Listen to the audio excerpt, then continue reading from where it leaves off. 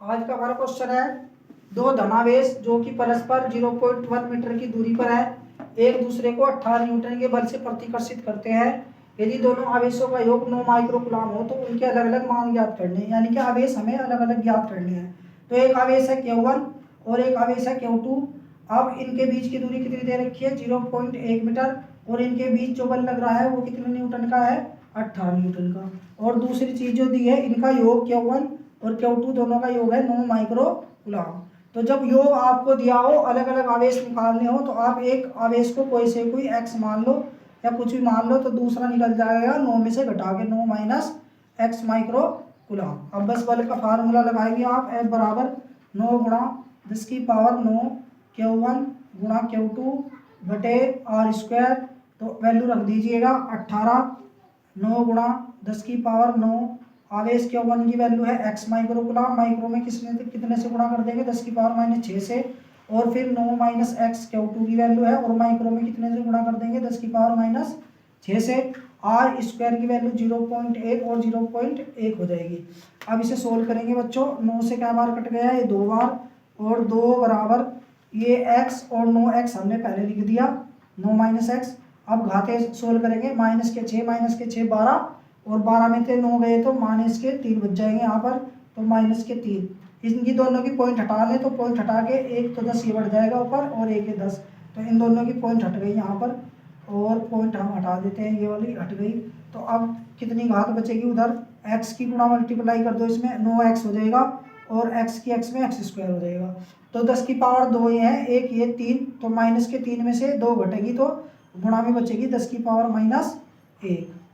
जैसे ही 10 की power minus 1 को आप इसके नीचे ले जाओ इधर 2 के, तो ये 2 बटे 10 की पावर माइनस 1 हो जाएगा इसके नीचे जाने पर, तो 9x माइनस एक्स स्क्वायर। या आप दूसरा तरीका ये भी कर सकते हैं कि ये 10 की पावर माइनस 1 आप इसके नीचे रख दो, 9x माइनस एक्स स्क्वायर के बटे में चली जाएगी, तो 10 की पावर 1 हो जाएगी। अब 10 की गुणा 2 में करेंगे तो 20 आ जाएगा हमारा। तो अब हम एक्स 20 बराबर लिखेंगे 9x माइनस एक्स स्क्वायर। अब माइनस का एक्स स्क्वायर कभी भी हो तो उसे प्लस का करना होता है जब द्विघात समीकरण सोल्व होती है। तो माइनस का एक्स स्क्वायर इधर ले आएंगे तो प्लस का हो जाएगा, फिर प्लस का 9 इधर आएगा तो माइनस का हो जाएगा, और 20 अपनी जगह पे ही रहा, बराबर में कुछ नहीं बचा तो 0। अब 20 कैसे टुकड़े करने हैं, जो प्लस करके तो 9 आवे, गुणा करके तो 20 आवे, और प्लस करके 9 आवे, 5 चौक 20, तो 5 और 4 होते हैं इसके टुकड़े। और हम इसे सोल्व कर लेंगे आगे, एक्स स्क्वायर फिर माइनस के 5x आ जाएगा, और ये माइनस के 4x हो जाएगा, 20 बराबर 0। एक्स कॉमन लिया तो x माइनस 5 आ गया, माइनस 4 कॉमन लिया तो x माइनस 5 हो गया।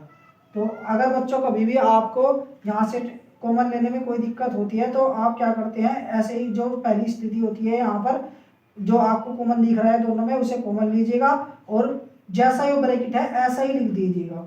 तो x माइनस 5 हमारा इन दोनों में से कॉमन आ गया, x माइनस 4 आ गया, और बराबर 0। अब यदि कर लेंगे तो x माइनस 5 बराबर 0, तो x बराबर 5 आ गया, और दूसरा x बराबर कितना आ जाएगा, 4।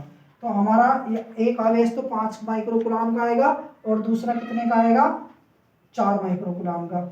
अगर हम x की वैल्यू 5 समीकरण 1 में रखेंगे, यहाँ पर ये समीकरण नंबर 1 मान लेते हैं हम, तो अगर x की वैल्यू हम 5 रखेंगे तो ये Q2 हमारा कितना निकल के आएगा, 9 में से 5 घटा के 4 आ जाएगा।